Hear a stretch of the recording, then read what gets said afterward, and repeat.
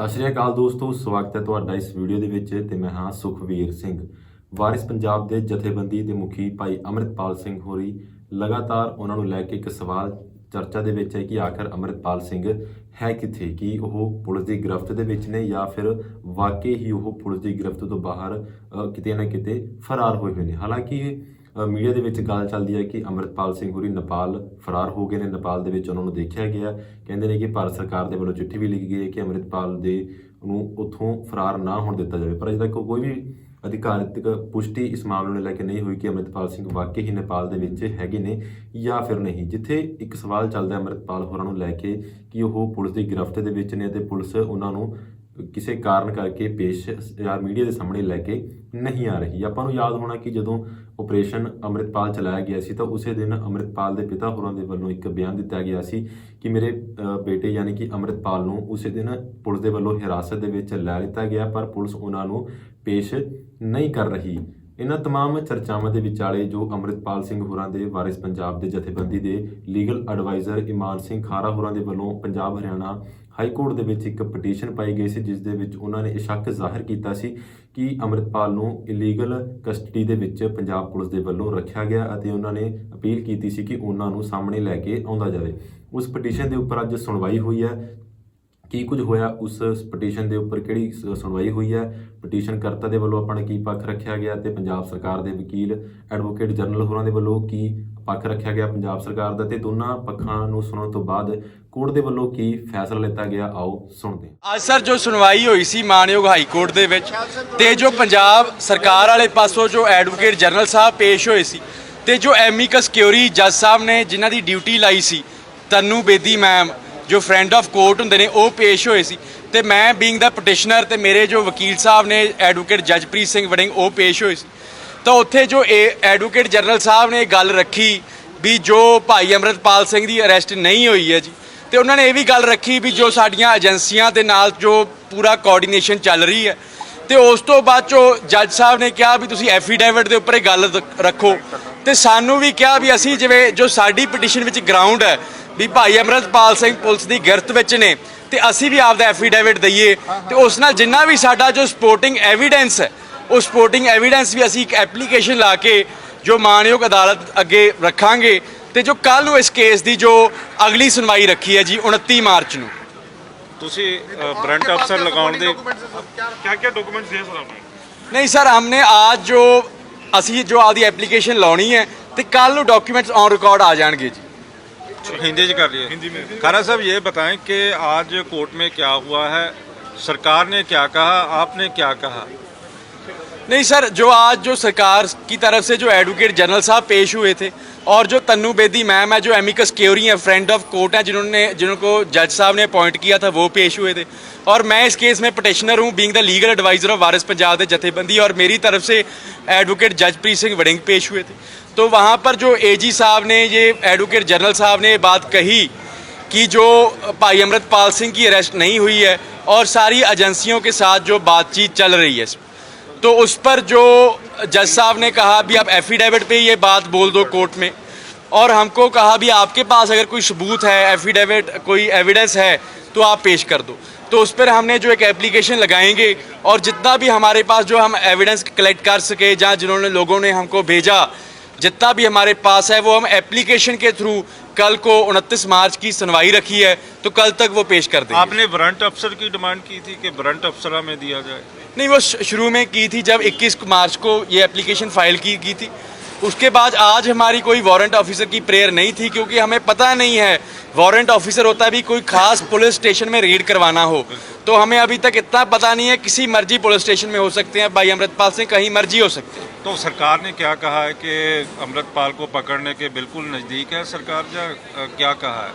हाँ जी, जो advocate general साहब ने जो बातें हुई हैं कोर्ट में ऑन रिकॉर्ड हुई हैं, उन्होंने कहा भी हम काफ़ी नज़दीक हैं अमृतपाल को पकड़ने। ये एडवोकेट जनरल साहब की स्टेटमेंट थी, ये मेरी स्टेटमेंट नहीं है। तो आपकी क्या स्टेटमेंट है इसको लेकर? नहीं देखो, मेरी तो वही स्टेटमेंट है जो मैंने पिटीशन डाली है, हेबियस कॉर्पस की पिटीशन डाली है भी जो भाई अमृतपाल सिंह इनकी इलीगल कस्टडी में है और वो उनको प्रोड्यूस करें।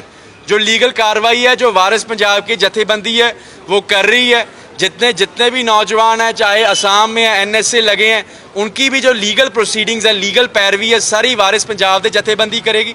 वारिस पंजाब की लीगल टीम वहाँ पर जाएगी, सारा जायज़ा लेगी, वहाँ जो कानूनी प्रोसीडिंग्स वहाँ पर करनी वाली हैं असम में, वो वारिस पंजाब की जथेबंदी करेगी और नहीं कोई। और यहाँ पर भी जितने भी नौजवानों पर ये जिनको इलीगल कस्टडी में जो 200 सवा 250 नौजवानों को पंजाब में इलीगल कस्टडी में रखा था, उनकी जो सारी की सारी जो लीगल कार्रवाई है वारिस पंजाब दे कर रही है और वारिस पंजाब दे करेगी। लेकिन सरकार तो कह रही है हमने रिलीज कर दिया है उनको। नहीं, काफ़ी शायद मेरी जितना मैंने न्यूज़ में देखा था, न्यूज़ मीडिया में देखा था, कुछ को रिलीज़ कर दिया है और अभी तक काफ़ी अंदर हैं। काफ़ी के जो गार्डियंस हैं, पेरेंट्स हैं, उनके मुझे फ़ोन आ रहे हैं। किसी को 353 में झूठे केस में फंसा दिया, किसी और झूठे केस में उनमें डाला जा रहा है। 107-51 की उनकी बेलें रिजेक्ट कर दी, जो होना नहीं चाहिए था। तो उन सभी की जो लीगल प्रोसीडिंग्स की पैरवी है वो वारिस पंजाब दे करेगी। तो तरह तरह की चर्चाएं भी चल रही हैं, क्योंकि आप उनके वकील हैं। तो कहा जा रहा है कि अमृतपाल यूपी में देखे गए हैं, इसी तरह नेपाल में है। तो आपका क्या मानना है? नहीं, देखो जी, आजकल टेक्नोलॉजी जो AI टेक्नोलॉजी आ चुकी है, किसी भी चीज़ को आज हम जो एक फेक फोटोग्राफ्स, फेक वीडियोस बन सकती हैं। जो वर्ल्ड के दूसरों देशों के प्रेसिडेंट हैं, उन अमेरिका वर्ग के देशों की, उनकी जो फेक जो फोटोज़ बन सकती हैं, तो ये तो जो कोई मर्जी कर सकता है।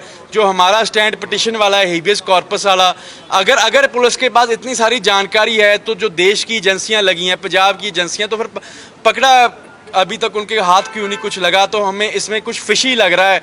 एक प्रोपेगेंडा चलाया जा रहा है भाई अमृतपाल सिंह की इमेज को ख़राब करने के लिए, जो साथी थे उनकी इमेज को ख़राब करने के लिए। तो कुछ मीडिया चैनल्स भी इनके साथ हैंड इन ग्लव्स हैं।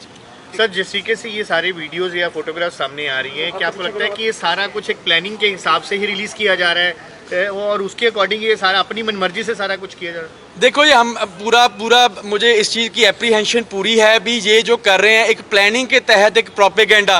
देखो, काफ़ी एक जो पंजाब में पुलिस ऑफिसर हो और उनको यही ना पता हो भी शेरे पंजाब महाराजा रंजीत सिंह का झंडा किस तरह का था, जो मिसलों का झंडा किस तरह का था। तो ये सारा प्रोपेगेंडा, उनको इतना नहीं पता पंजाब में IPS हैं और ये नहीं पता भी 1849 से पहले पंजाब का नक्शा क्या था। उसी नक्शे को ये कुछ और पेश कर रहे हैं, झंडे को कुछ और पेश कर रहे हैं। तो ये जो IPS ऑफिसर्स हैं, ये जो ऑफिशियल्स हैं, ये किसी सरकार के एजेंडा तहत काम कर रहे हैं। क्योंकि ये तो एक 10वीं के बच्चे को भी पता होता जो पंजाब में रहता है भी पंजाब का झंडा कैसा था पहले सिख राज का, और जो बाकी जो सिख राज का नक्शा कैसा था।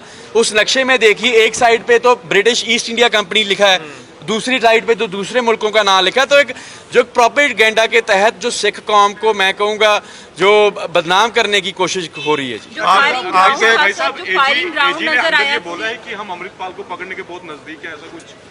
हाँ जी, उन्होंने जो कोर्ट में ये बोला है, AG साहब ने, ऑन रिकॉर्ड है ये बात, इतने लोग खड़े थे वहाँ पर भी हम जो नज़दीक हैं। ये जो सरकार की उन्होंने ये जो उनको इंस्ट्रक्शंस मिली हैं, AG साहब ने कहा भी जैसे ही मुझको इंस्ट्रक्शंस मिली हैं उसके अकॉर्डिंगली हम काफ़ी नज़दीक हैं। अच्छा, यदि पुलिस जिस तरह से पुलिस बोल रही है कि तो आप मानते हो कि उनको सरेंडर कर देना चाहिए, या आपकी बात सही है या पुलिस की बात सही है? नहीं, देखिए जी, हमें जो शुरू से एप्रीहेंशन है, जिसके बेसिस पे मैंने हेबियस कॉर्पस डाली है भी उनकी पुलिस की इलीगल कस्टडी में। यदि पुलिस की इलीगल कस्टडी में नहीं है तो आप क्या अपील करना चाहोगे कि उसको सरेंडर कर देना चाहिए? नहीं, मैं कोई जब मेरी पिटीशन का ग्राउंड ही है पुलिस की इलीगल कस्टडी में, तो मैं कैसे मान लूँ कहीं पर बाहर है? तो ये एक नैरेटिव है, एक प्रोपेगेंडा है भी। पुलिस के पास कोई एविडेंस है नहीं का। जितना भी वो रिप्लाई में वो केसेस डाले थे, 307 वाला, अजनाले वाला, है ना जी, वो सारे उनका कोई एविडेंस नहीं है।